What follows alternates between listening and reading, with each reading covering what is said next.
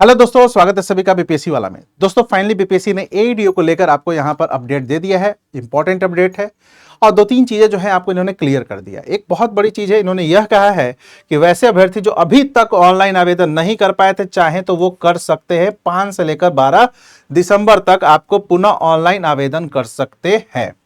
और कौन कर सकते हैं? जो आपको एडवर्टीजमेंट में दिया हुआ है कि आप कौन कौन एलिजिबल हैं वही कर सकते हैं। खैर हम लोग आते हैं, दो तीन चीजें हैं। एक तो अभी जो मैंने बोला, दूसरा एग्जाम डेट को लेकर है, और तीसरा जो इंपॉर्टेंट चीज है वो है आपको इसके 3 चरण में एग्जाम। चूंकि वैकेंसी बहुत आपको यहाँ पर 935 ही है, लेकिन फॉर्म बहुत भरे गए, 9,80,000 से ज्यादा भरे गए हैं। और ये फिर खोल रहे हैं तो 10 लाख भी हो सकता है क्रॉस कर जाए।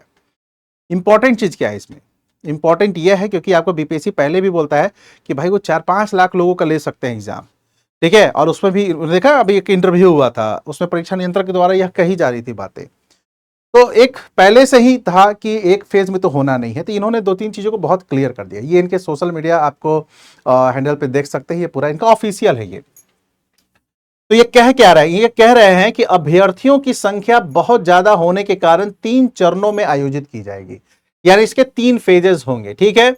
और उत्तर जो आपको चेक होगा ओएमआर वगैरह, उसके मूल्यांकन के बाद परसेंटाइल इक्वेटिंग की तकनीक आपको यहां पर की जाएगी। सेम वही आपको नॉर्मलाइजेशन की यहां पर बात हो रही है, सिंपल सा, ठीक है। कि आपको कैसे होता है, जैसे आपको जनरली होता है रेलवे वगैरह में देखिएगा, परसेंटाइल की बात होती है। परसेंटाइल का मतलब क्या होता है? 100 में से कितना परसेंट वाला नहीं, परसेंटाइल आपको दूसरा चीज होता है ना, कि कितने लोग आपको एक परसेंटाइल के अंतर्गत आपको आ रहे हैं, मतलब उतना सही कर पा रहे हैं ना। तो वो एक आपको ग्रुप का आपको वहां पर फेज होता है। अब इन्होंने कहा सिंपल सा चीज है, परसेंटाइल की बात करें कि परसेंटाइल से हम लोग यहां पर आपको रिजल्ट देंगे। वैसे अभ्यर्थी जो अभी तक ऑनलाइन आवेदन नहीं कर सकते, ये इंपॉर्टेंट है कि उनके लिए खोल दिया गया है। वैसे अभ्यर्थी जो ऑनलाइन आवेदन नहीं कर सकते वो 5 दिसंबर से 12 दिसंबर के बीच पुनः कर सकते हैं। और शैक्षिक योग्यता क्या है जो आपको एडवर्टीजमेंट में दिया गया है, ये सब मोस्ट इंपॉर्टेंट वो है, आपको एग्जाम डेट दे दिया गया है 10/11/12, सॉरी, ठीक है। 10 और 11 एक फेज में रखा गया है।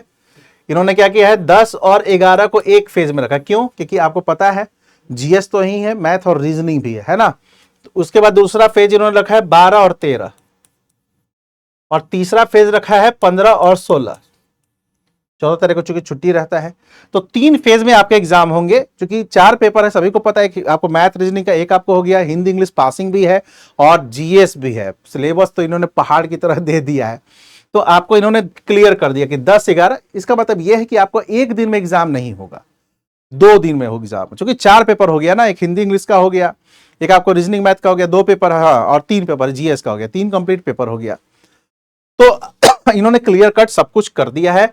और एईडीओ में लग जाइए, आप लोग का फ्री सेशन यहां पर होता है। आप एमसीक्यूज वगैरह की तरह आप जीएस अपने मजबूत कर सकते हैं। मैथ रीजनिंग पर थोड़ा सा फोकस कीजिएगा, मैंने उस पर बारे में बताया है। तो चलिए इस वीडियो में इतना ही। Thank you.